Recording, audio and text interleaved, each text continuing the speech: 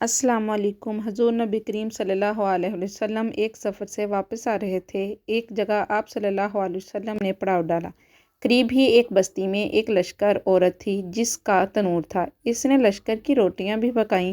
جب پکا کر فارغ ہو گئی تو صحابہ کرام سے کہنے لگی۔ صحابہ کرام رضی اللہ عنہم اسے نبی کریم صلی اللہ علیہ وآلہ وسلم کے پاس لے گئے اور آپ سے کہنے لگی، یا رسول اللہ صلی اللہ علیہ وآلہ وسلم، میں آپ سے ایک بات پوچھنا چاہتی ہوں۔ آپ صلی اللہ علیہ وآلہ وسلم نے فرمایا، پوچھو۔ وہ کہنے لگی، میں ماں ہوں اور تنور میں روٹیاں لگاتی ہوں۔ میرا ایک چھوٹا بچہ ہے۔ میں اس کو آگ کے قریب آنے نہیں دیتی کہ اس کو کہیں گرم ہوا نہ لگ جائے۔ خود آگ میں ڈبکیاں لگاتی ہوں روٹی لگانے اور نکالنے کے لیے، لیکن میں اپنے بچے کو گرم ہوا کا لگنا بھی پسند نہیں کرتی۔ میں نے آپ سے سنا تھا کہ ساری دنیا کی ماؤں کی محبتوں کو جمع کر دیا جائے، اس سے 70 گنا زیادہ اللہ تعالیٰ اپنے بندوں سے محبت کرتا ہے، تو اللہ تعالیٰ بندے کو جہنم میں جانا کیسے پسند فرمائیں گے؟ حق میں آتا ہے کہ جس کا مفہوم یہ ہے کہ نبی کریم صلی اللہ علیہ وسلم نے یہ بات سن کر سر جھکایا اور آپ صلی اللہ علیہ وآلہ وسلم کی مبارک آنکھوں میں آنسو آنے لگے۔ آپ صلی اللہ علیہ وآلہ وسلم روتے رہے حتیٰ کہ حضرت جبرائیل علیہ السلام اللہ تعالیٰ کا پیغام لے کر آئے۔ میرے محبوب، اس عورت کو بتا دیں، اللہ نے ان پر ظلم نہیں کیا، انہوں نے اپنی جانوں پر خود ظلم کیا، انہوں نے اپنے پاؤں پر خود کلہاڑی ماری، کیونکہ اللہ تو چاہتا ہے کہ یہ بچ جائیں، لیکن یہ لوگ توبہ نہیں کرتے، توبہ کی طرف آتے ہی نہیں، بلکہ اللہ کی ماننے کی بجائے شیطان کی مانتے پھرتے ہیں۔ توبہ کو ضائع کرتے ہیں، بھول جاتے ہیں، یہ تو اپنے عمل کی وجہ سے جہنم میں جائیں گے۔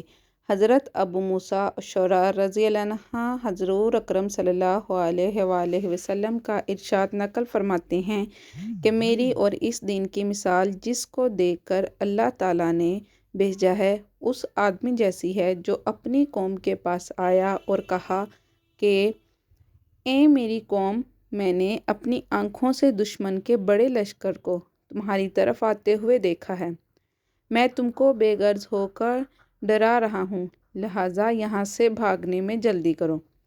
چنانچہ ان کی قوم میں سے کچھ لوگوں نے اس کی بات مان لی اور سرِ شام چل دیے اور آرام سے چلتے رہے اور وہ بچ گئے، اور اس قوم میں سے کچھ لوگوں نے اسے جھوٹ سمجھا اور وہیں ٹھہرے رہے، تو دشمن کے لشکر نے ان پر صبح صبح حملہ کر کے ہلاک کر دیا اور ان کو بالکل ختم کر دیا۔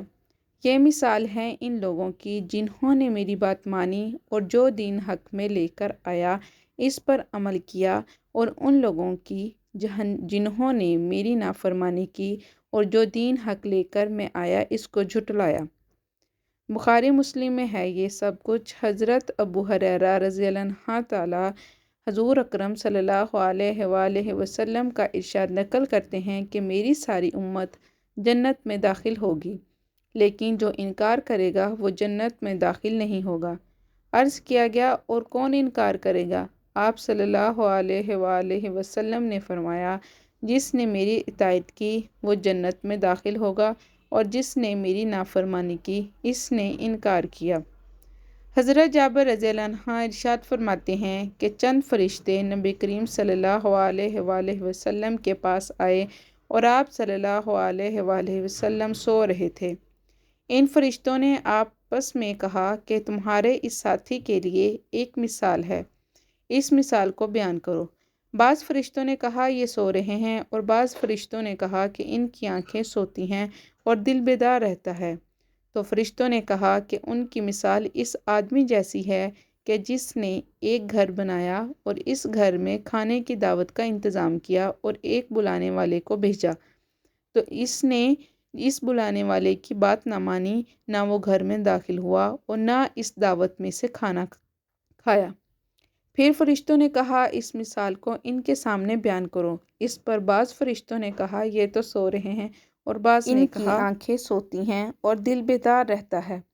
تب فرشتوں نے یہ مطلب بیان کیا کہ وہ گھر جنت ہے، وہ اور بلانے والے محمد صلی اللہ علیہ وسلم ہیں، لہٰذا جس نے محمد صلی اللہ علیہ وسلم کی اطاعت کی اس نے اللہ کی اطاعت کی، اور جس نے حضور اکرم صلی اللہ علیہ وآلہ وسلم کی نافرمانی کی اس نے اللہ کی نافرمانی کی۔ اور محمد صلی اللہ علیہ وآلہ وسلم کی وجہ سے لوگوں کی دو قسمیں ہو گئیں۔ جس نے آپ کی بات مانی اس نے اللہ کی مانی اور جنت میں جائے گا، اور جس نے آپ کی نہ مانی اس نے اللہ کی نہ مانی اور وہ جنت میں نہ جائے گا۔